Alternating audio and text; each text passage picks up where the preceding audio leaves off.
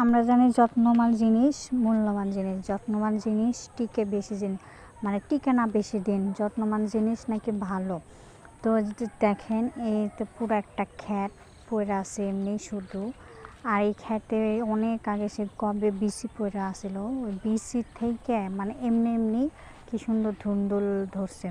এই যে দেখেন ফুল উঠিছে, ফুল ফুটছে ধুন্দুলে, অনেক কয়টা ফুল ফুটেছে, মানে এত সুন্দর লাগতেছিল এই খ্যাত, পুরো একটা খ্যাত।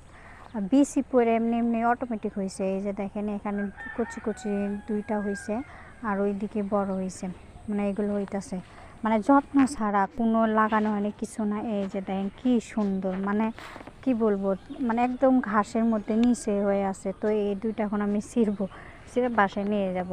মানে দেখে এত ভালো লাগতেছিল যে যত্ন করা হয়নি, তারপরেও কি সুন্দর হয়েছে, একদম ঘাসের মধ্যে নিচে।